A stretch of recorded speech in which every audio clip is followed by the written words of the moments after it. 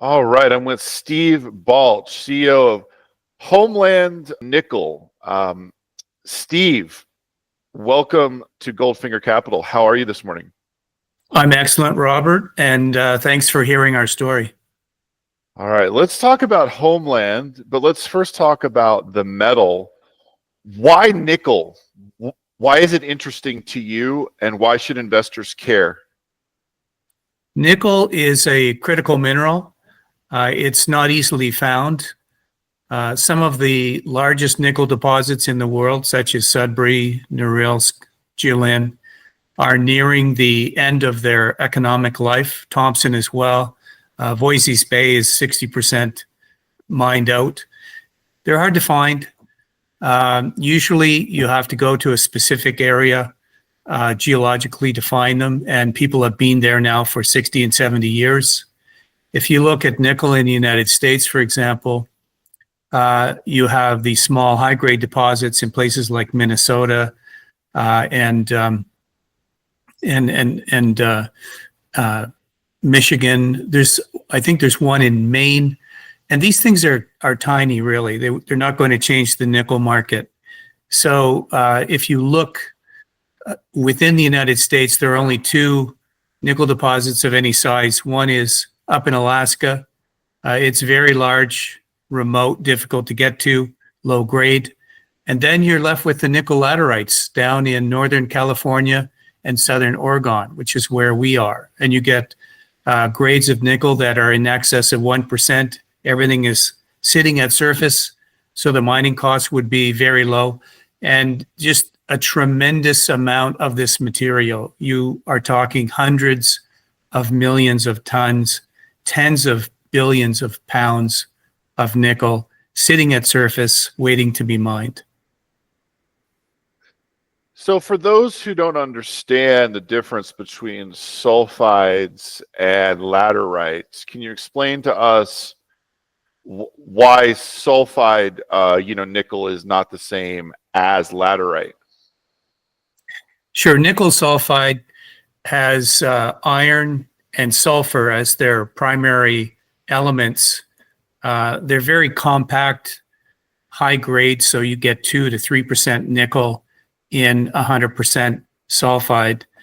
Those were commonly mined up until about 20 years ago. Nickel laterites are a weathering product from the host rocks that are dunite and peridotite. They're silicate minerals, and over millions of years, they've slowly altered, broken down, and the nickel has been concentrated in the near surface. That happens mostly in tropical areas. So if you went to places like Indonesia, the Philippines, Australia, there's a lot of nickel laterite there. Indonesia, I think, produces 60% of the world's nickel presently, with no environmental standards attached to that. Philippines is a large producer as well. What a lot of people don't know is that there's a lot of nickel laterite within the United States. Again, it's in Northern California and Southern Oregon. It's tough to make any progress in Northern California, not just because of the state government, but also the land holdings are splintered with lots of different owners. So we chose Southern Oregon, and we've picked up 3, potentially 4 nickel properties with existing resources in excess of 50 million tons with grades that are between 0.8 and 1.2% nickel. So before we get into the company's projects, what is your background?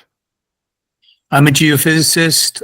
This is my 40th year practicing.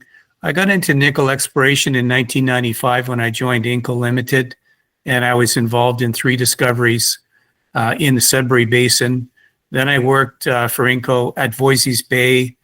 I've worked for FNX Mining as a consultant. I've worked for Noront. I've seen probably 200 different nickel projects in my career. Sorry about that.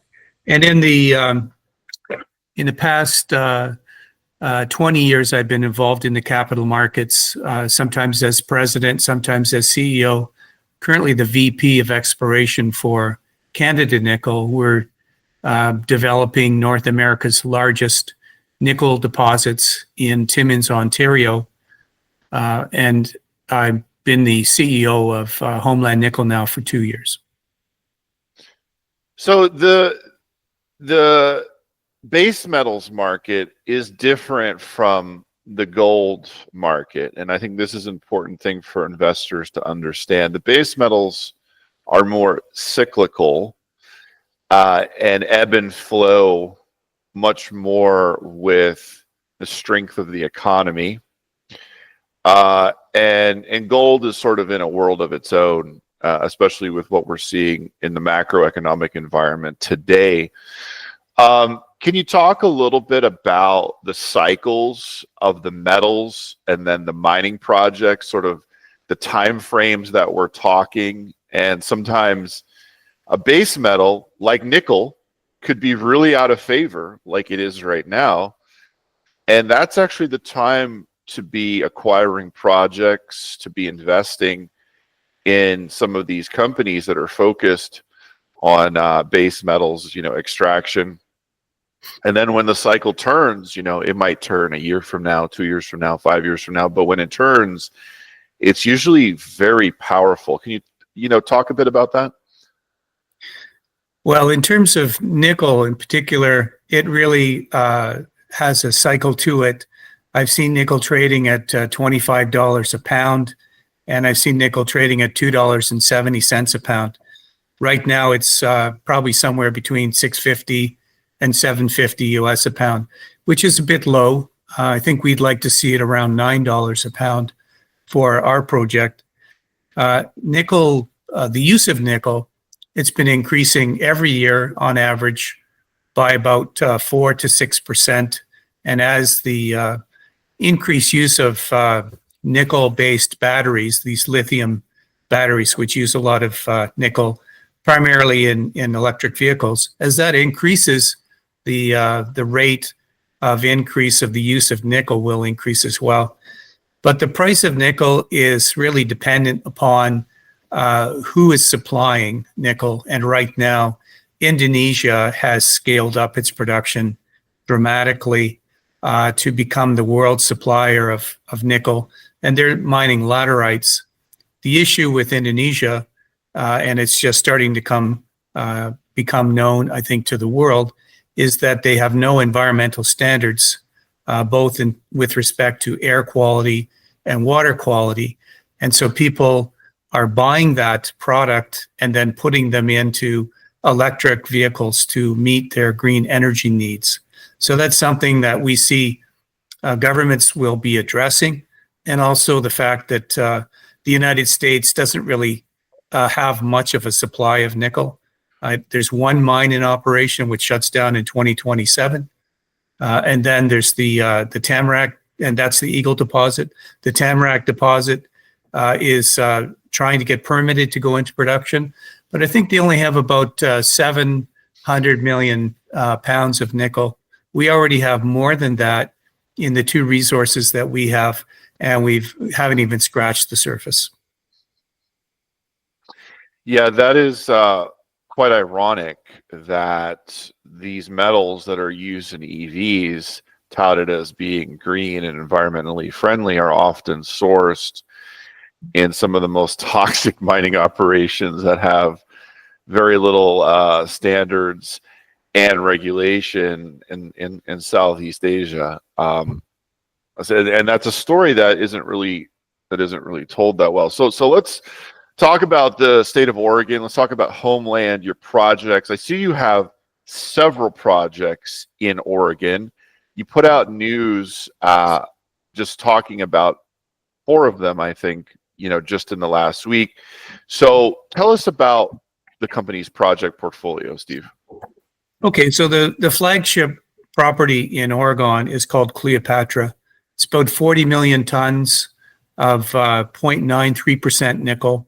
That's about 740 million pounds of nickel. It's at surface. You can drive to the property. Access within the property is a little more difficult because there's a lot of boulders and so on. So we'd have to do a bit of trail rehabilitation. The average depth of exploration there is only 12 feet. And there's about, I think it's 8 to 10 million tons per vertical meter on that property. So you can imagine if we could go down to 15 meters, you're talking about 100 to 150 million tons of nickel. And generally the grade of laterites increases with depth and peaks just above the contact with the unaltered basement. And we're nowhere near that. We expect the basement's probably somewhere between 50 and 80 feet. So it was defined as a resource back in 2007, 2009. I visited the property last year, and we'll go back this year to do a little bit of work. But the second project is called Red Flat. It's about 12 kilometers inland from the west coast. You can drive to the property, but more importantly, you can drive through the entire property with a two-wheel drive vehicle. Access is excellent. There's 18 million tons of 0.84. It's been explored to a little deeper depth. I think it's about 28 feet. There's over 300 million pounds of nickel there, over a 950 acre area. And the idea for us this year is to go in there and drill a series of north, south, and east-west sonic drill holes to a depth of 50 feet to see how deep this is, and then to go in next year and drill it off and put it into a resource that we could mine. Now, our third property is $8 Mountain. There's no resource there yet. We staked this last year. It's a pretty large property. I think it's almost 2,400 acres. And I drove there with my geologist. And when you look around at $8 Mountain, and it's easy to get around there, it's just west of the town of Selma, Oregon. But when you walk around there, there's visible nickel laterite everywhere. It's sitting at surface. So this year we'll go back to $8 Mountain, and we'll take some surface samples, probably a few samples per claim. I think we have 115 mining claims there. And the fourth property is a bit different. It's called Shamrock. It's high grade nickel sulfide. There's about 40 claims, 800 acres. And they took a bulk sample years ago of 1.3% nickel, 1.1% copper, with some cobalt and platinum group elements, platinum and palladium. And that was a property that was owned by Freeport-McMoRan. There was a little bit of underground infrastructure put in. I think Freeport decided that the property wasn't big enough for them. And so we've acquired 100% interest in this property. As all the other properties in Oregon, we have 100% interest in. And so we'll go there this year as well and relocate some of the historic infrastructure and do some surface sampling. And then there's at least one, possibly two other projects that we would look to acquire. The idea is to be a consolidator in this area of Oregon. This is where the best nickel laterite is. It's within about 150 kilometers of the old Hannah mine. That was a nickel deposit.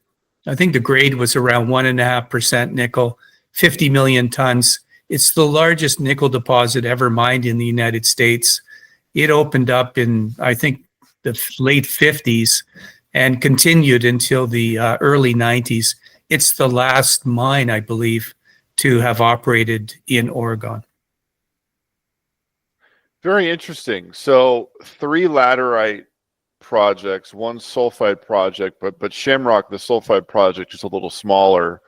It's on the smaller side. So your focus is on the bigger, laterite projects where the nickel is literally at surface. I mean, you could literally scoop this up right at surface. So tell us a little bit about that. The way I understand it is there's some plate movement that's been going on in this area of the West Coast for millions of years, and it's pushed this up to surface. Is that correct? Yeah, so I think the geology here, obviously we're in a tectonically active area. It's a subduction zone on the west coast where the continental plate is moving northwestward and the oceanic plate's being subducted underneath it. This, I think it's called the Josephine ophiolite. It's about 150 kilometers long and up to 75 kilometers wide. And it makes its appearance at surface in various areas, three of the areas of which we've acquired. That's Cleopatra, Red Flat, and $8 Mountain. And most of the nickel laterite was produced, I would say, in the last 5 million years. So if you were to drill into the basement beyond the laterite, you would hit the unaltered peridotite and dunite from which this laterite was derived. So technically, you could continue mining it as a large bulk tonnage deposit once you had exhausted the laterite. But I mean, we're talking 50 years of mining before that would occur, and mining at a pretty high rate. There's so much material there.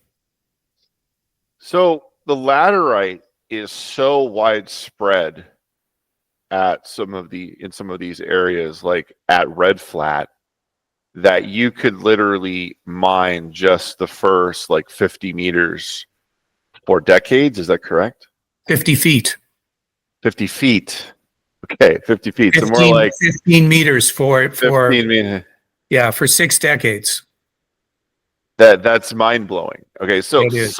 so what's the catch here? Because I see these grades of nearly, 0.8% nickel. That's high grade in my book. I mean, I'm used to seeing sulfide grades of 0.3% or 0.35%, and those are considered to be good if they're very extensive and consistent. So what's the catch here, Steve? We're at surface, we're in the US, we're in a good state for mining, and we've got nickel grades of 0.8% at surface. What am I missing here?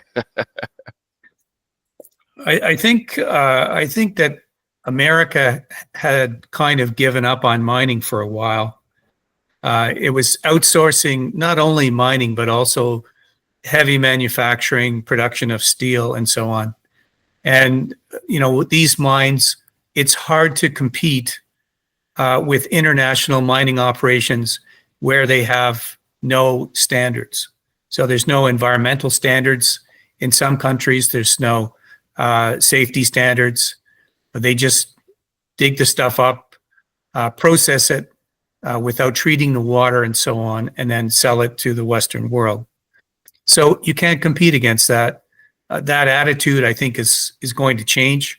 And also, there's a security issue with countries like the United States not having access to certain critical minerals or having to negotiate with other countries to get a significant amount of critical minerals.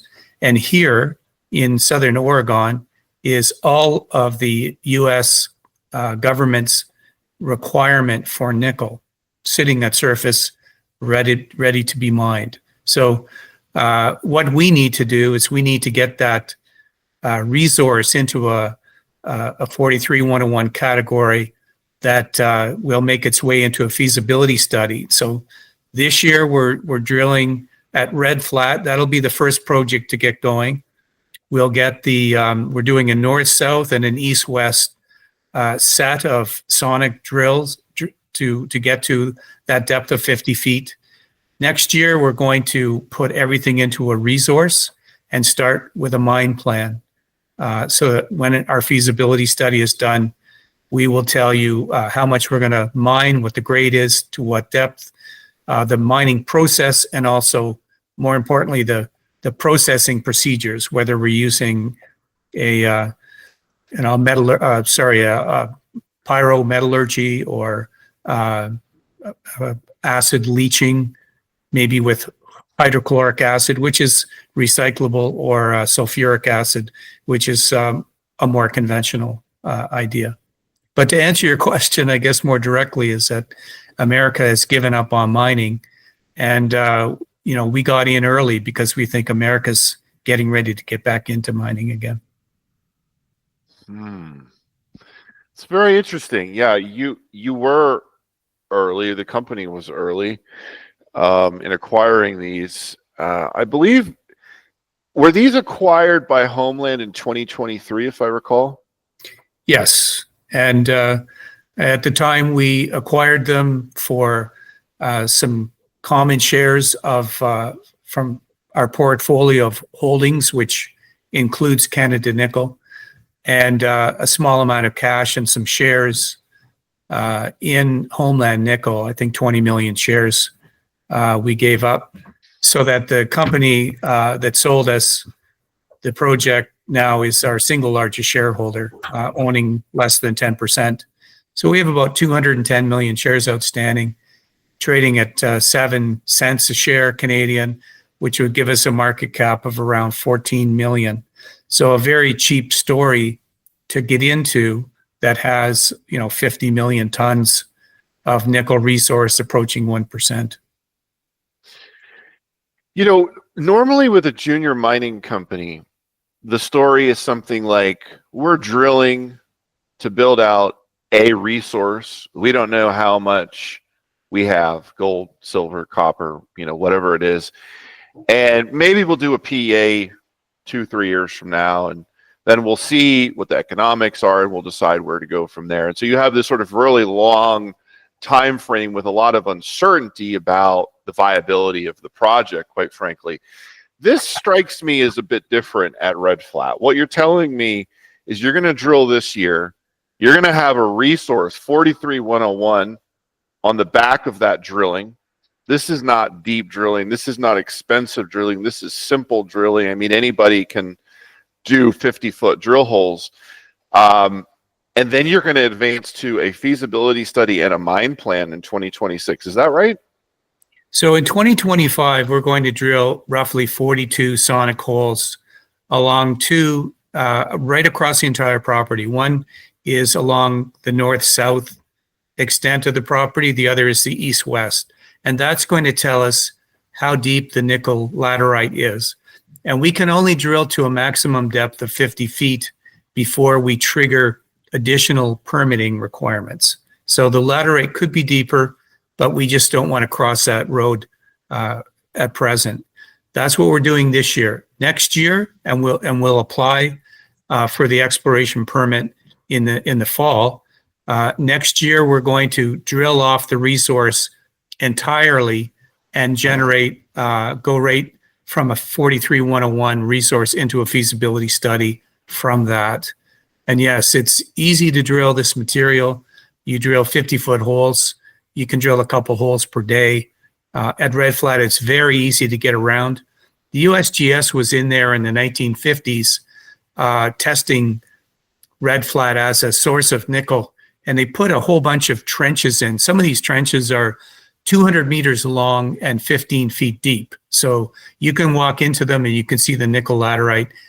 You can see it from a Google Earth image, in fact, across the property. And there are at least 7 of these across the property.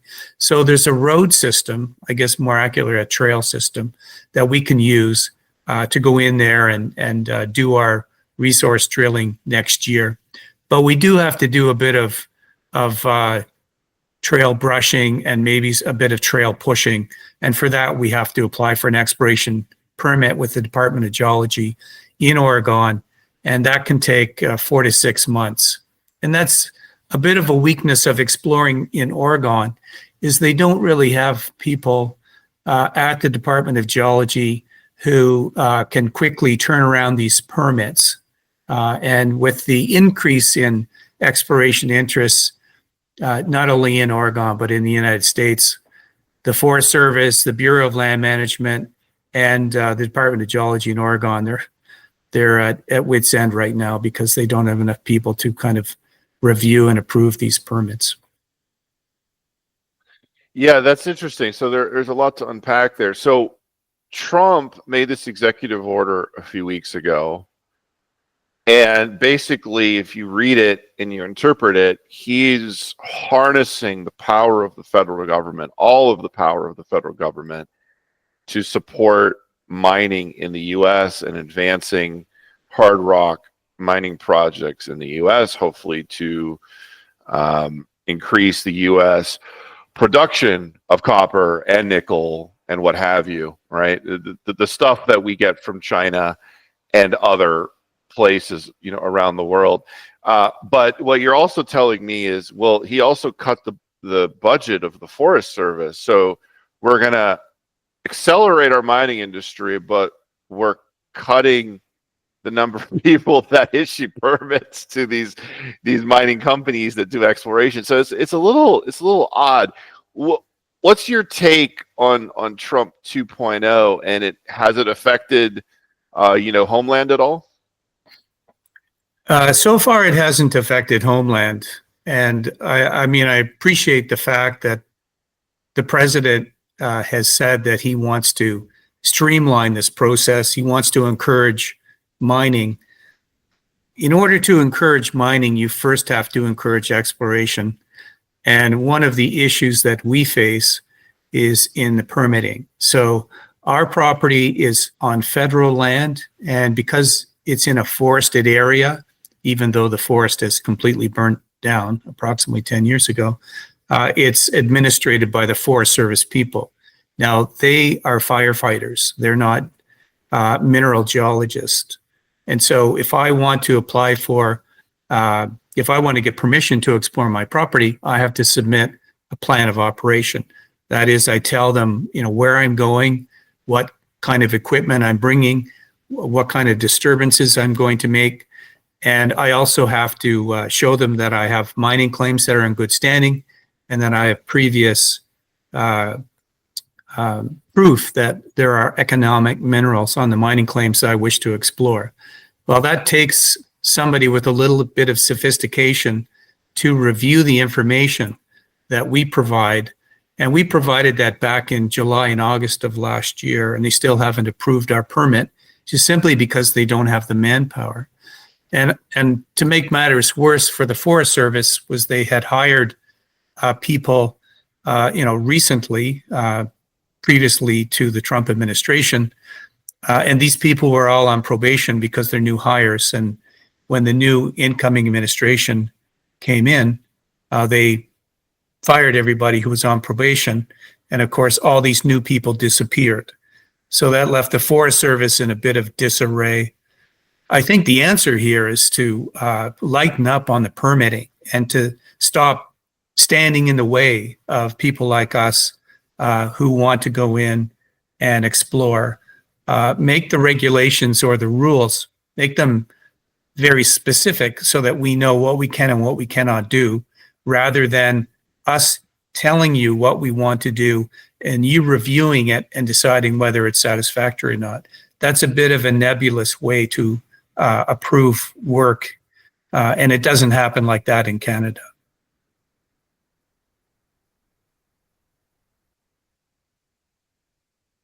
Yeah, I think you just hit the nail on the head there, Steve, with what you just said. I think that's exactly the way to solve this problem, this bottleneck in the permitting system, is have the federal government, the Forest Service or land management or what have you, just simply say, this is what you can do, this is what you can't do, here's your permit. Done. And if you violate those rules, then your permit's gone, and you're not going to get another permit. It's just that simple. I think that solves everything. Yes. It makes it a much more streamlined process. So hopefully somebody at the Forest Service or Bureau of Land Management is listening to this interview. I'll see if I can get it in front of them.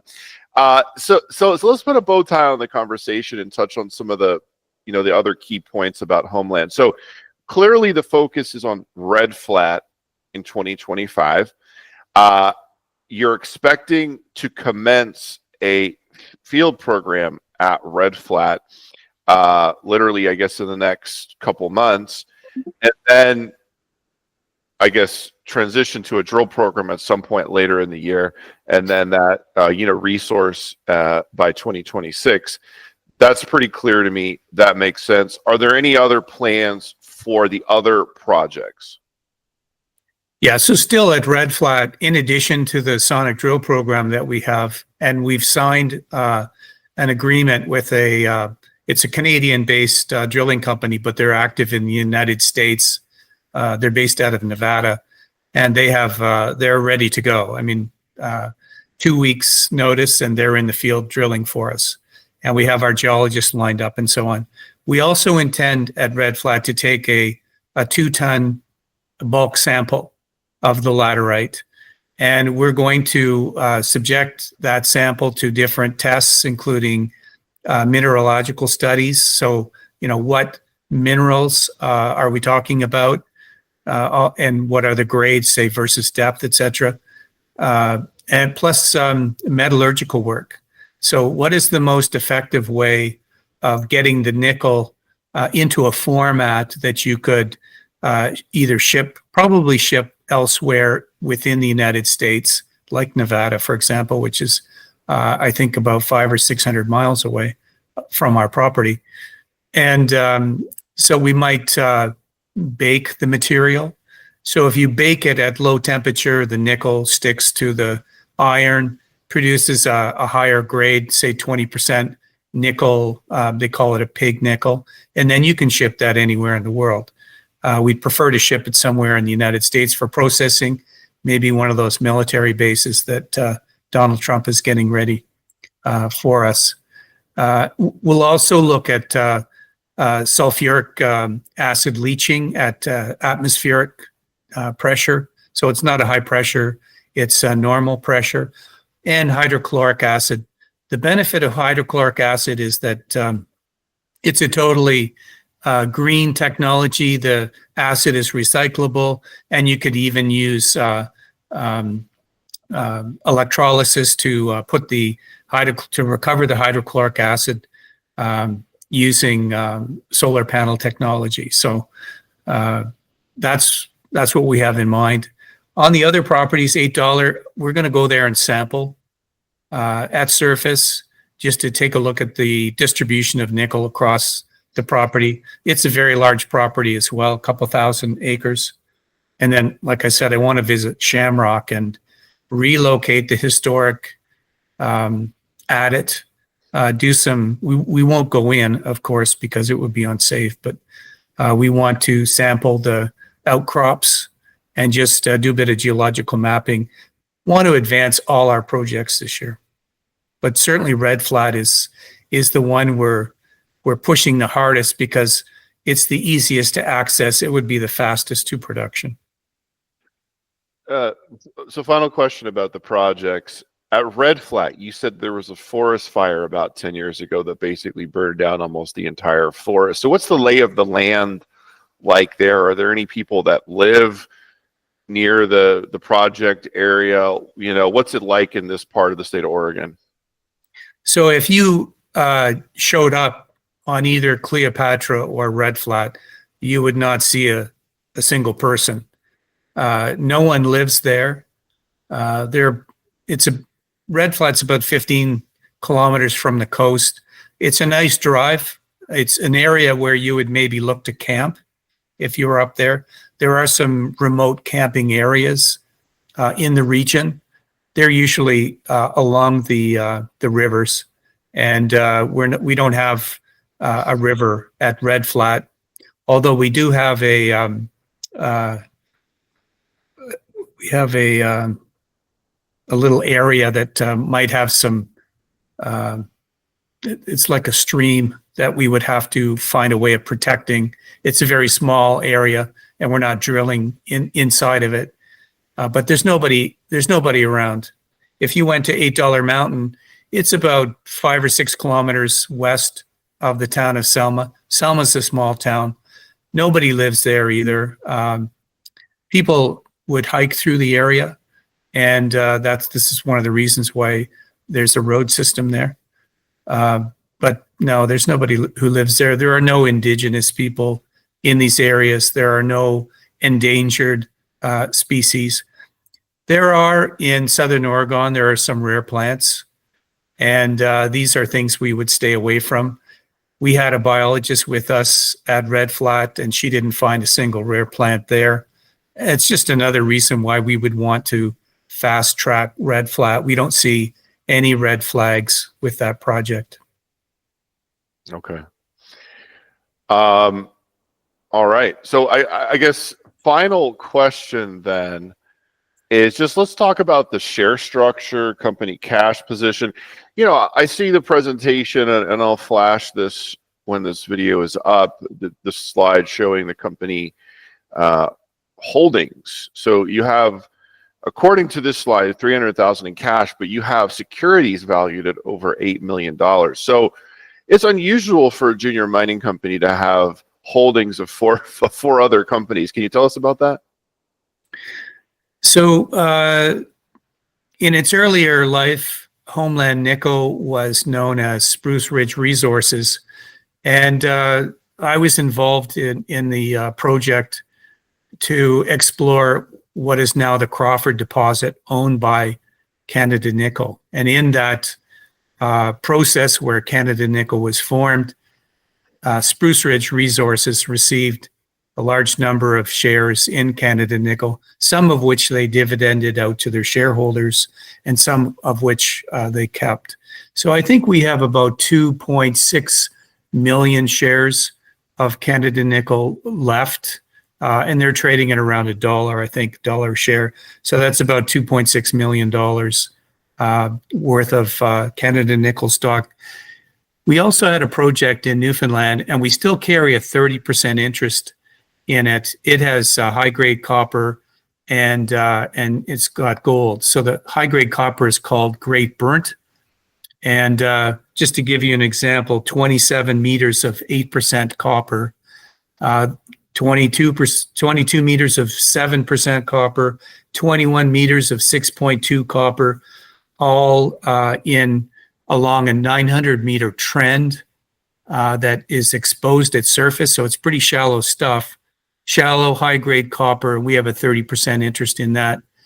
That's a project that we turned over to Benton Resources. We gave them 70% interest by them meeting certain expenditures, and they gave us 15 million shares of Benton, which I think is trading at around 7 cents right now. And we have about 12 million shares of Benton Resources left.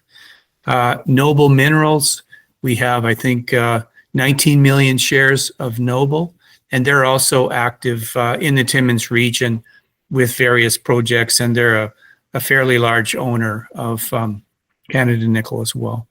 So we have quite a portfolio of shares. We use those shares to fund our exploration program. We're well funded for this year. I don't think we have $8 million in shares now. We certainly have over 4 million. So we're good for this year and probably much of next year's exploration programs without having to go back to the capital markets. We have 210 million shares outstanding. RAB Capital out of the UK has 20 million shares. They would be our single largest shareholder. Noble Mineral, I think, has 19 million. Some of the key shareholders would have, one group holds 20 million, another group holds about 30 million. So we know we're about, I would say, 140 million shares are reasonably tightly held by long-term shareholders who really believe that we're onto something in Oregon, and they're waiting for the home run. They're not traders. Okay. And so the company cash, it's on this slide, it says 300,000, but based upon what you just said, it seems like you may have sold some of the holdings of these companies. So you may have raised some cash through that. Can you tell us the company's cash right now? We usually keep just a few $100,000 in cash. We only have 3 people who are taking money out of the company on a monthly basis. Myself as the CEO, my CFO, and my corporate secretary. Anyone else is operating in a consulting role on an as-needed basis. So we try and run a pretty lean shop. And so we don't need a lot of cash. When we do need cash, we can sell some shares. And we try and sell the shares in a way that doesn't disrupt the trading price of the company we're selling. We're trying to hold on to the shares as long as possible. I see. Okay. So, but basically, from what I understand, the work you have planned for 2025, you won't need to go to the market to finance because of, you have cash right now, and then you can always sell some shares in the company holdings as needed. Is that correct? That's correct. Yeah, I estimate it's probably $750,000 for this year's field program. Now, next year, it's going to be a much expanded program at Red Flat. And so we might need to go to the market. We probably wouldn't have to, but we don't want to run out of money while we're developing this project. Okay. And how many shares do you own personally, Steve? I guess I have exposure to about 9 million shares. Okay. Okay. Is there anything else that I didn't ask that we didn't touch upon that you feel is important to talk about? I guess just in summary, we wanted to get into the U.S. early. We got in early. It's a very cheap story at a $14 million market cap. We want to be the consolidator of nickel in the United States, and we want to have the largest nickel resource in the continental U.S. We already exceed the pounds of nickel that the two other major exploration companies have, one being the Eagle Mine and the other being the Tamarack deposit. So, I want to see 4 billion pounds of nickel in resource, and I want to see us going into production. I thought of something else. What would be some really important catalysts, both from the corporate standpoint and also from the macro standpoint, if investors see this happen at Homeland? They should pay attention. And then also on the macro front, if Trump 2.0 does something, if they, if the federal government moves something forward, like you said, the military bases to build smelters, what kind of catalysts should investors watch out for? Well, first of all, just in terms of Homeland Nickel, we've purposefully not been marketing because we were waiting for our plan of operation to kind of de-risk. Now, we're very confident we're going to get that, especially with this new incoming administration. And in fact, in our talks with the Forest Service people, they've said, they have their marching orders. They know what's coming down, and that is more mining. It's been very specific, more mining and more logging of timber, in fact. So I think there's a bit of inertia to get these things going. Things are being directed from the top, but it just takes time to soak in to the point where people realize, okay, this is what we have to do, and this is how we have to do it. So we've been in the pipeline now since last August. We'll get our program done this summer, and then I expect that there's going to be a dramatic and rapid increase in permitting for 2026. And you could even see things like financing incentives for companies like ours, who really we have a lot of momentum with the amount of nickel resource potentially that we can delineate over a short period of time. So projects that can, very quickly ramp up like ours versus projects where there's a lot of discovery to be made. We don't have to discover anything. We just have to delineate what we already know is there. Very good.